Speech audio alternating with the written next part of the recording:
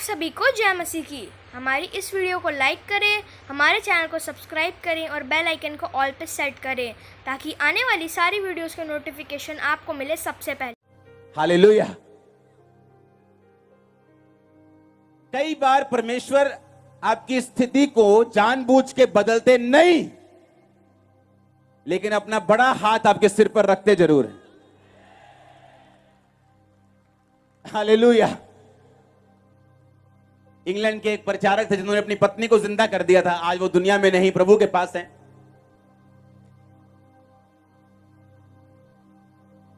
सारी life time उनकी बेटी की कानों की दिक्कत रही। किसी ने पूछा, आप इतने बड़े हीलर हो, लोगों को हील करते हो, आपकी अपनी बेटी के कान क्यों नहीं हील हुए?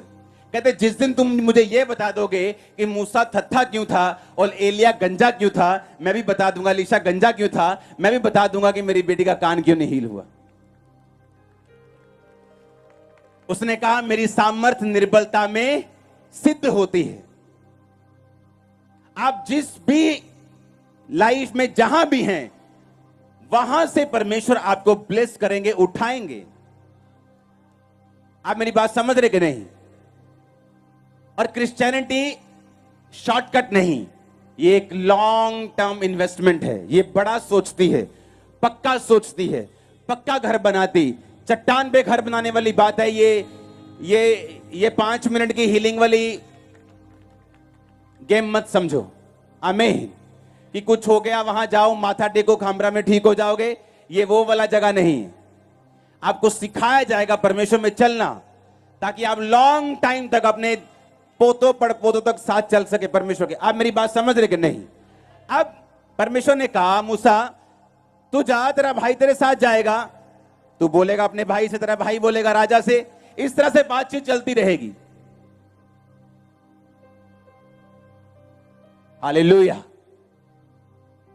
कई बार परमेश्वर चाहता है कि जिस सिचुएशन में आप हो, वहीं से परमेश्वर की महिमा को करना शुरू करो। वहीं से आपको विश्वास दिखाना है कि परमेश्वर, जो कुछ आप कह रहे हैं, जो कुछ आपने मुझसे कहा है, मैं अपनी लाइफ की परिस्थितियों के बावजूद भी आपको फॉलो करने के लिए तैयार हूं। यह आपका फेथ होगा। आपका फेथ खींचेगा मैग्नेट की तरह उन ब्लेसिंग्स को जिसके लिए आप पैदा हुए। क्रिश्चियनिटी में बिना विश्वास आप प्रभु से कुछ नहीं ले सकते। औरत आई, कहती, परमेश्वर दुष्ट आत्मा मेरी बेटी को बहुत सता रहा है। यीशु मसीह ने मना कर दिया कि लड़कों की रोटी कुत्तों के आगे मैं नहीं डालता। मैं अभी इजराइल के पास भेजा गया हूं, अन्य जातियों के पास नहीं। मेरे जी उठने के बाद वो अन्य जातियां मेरे पास आ सकेंगी, पहले नहीं। लेकिन औरत क्या बोली? कुत्ते भी वही चूर चार खाते हैं जो तेरी बालकों की मेज से गिरता है।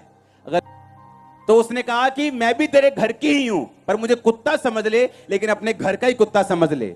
परमेश्वर ने कहा, तू हील, तेरी बेटी हील हो चुकी है इस बात के कारण।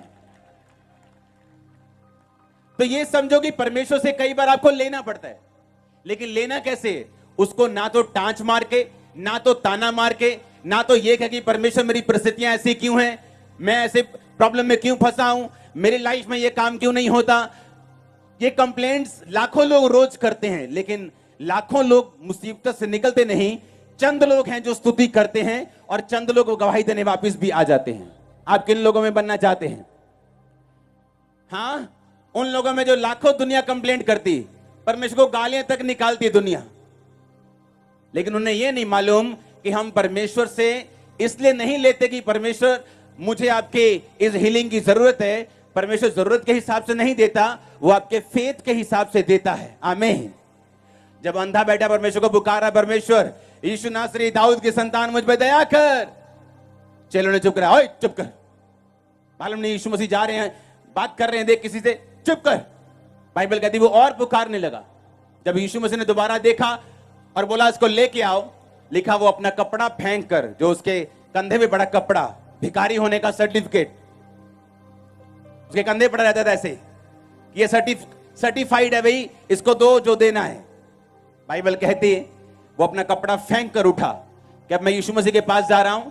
कपड़ा छुपाकर जेब में डालकर नहीं आया, अगर चंगे ना हुए तो क्या करेंगे, फिर से भीख मांग लेंगे।